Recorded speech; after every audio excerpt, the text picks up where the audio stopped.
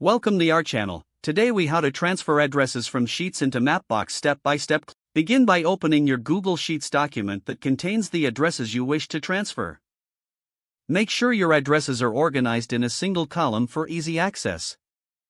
Next, highlight the column containing the addresses.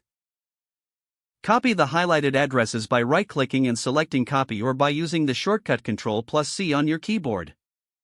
Now, open your Mapbox account by navigating to the Mapbox website and logging in. Once logged in, go to the Studio section of Mapbox.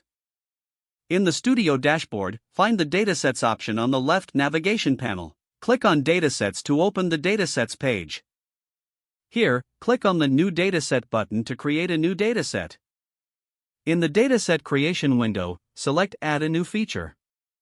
You will see an option to paste in your data. Click on the text box and paste your copied addresses using Ctrl+V. Mapbox will attempt to geocode the addresses for you. Wait for the geocoding process to complete.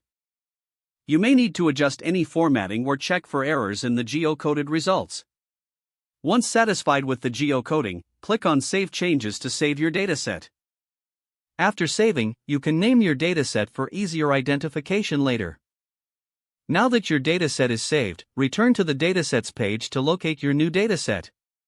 You can visualize your addresses on a Mapbox map by selecting the dataset and clicking on Add to Style. Choose a map style that suits your needs and customize it further if necessary. Finally, publish or share your map with others as needed. Always remember to check for updates or any changes needed to your dataset in the future.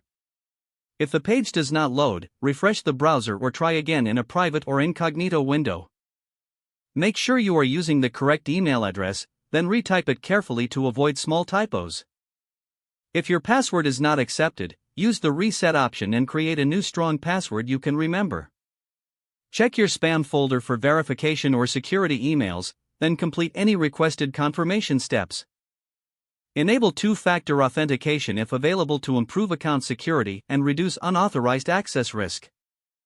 After signing in, review your profile details so your contact information and settings are accurate and current.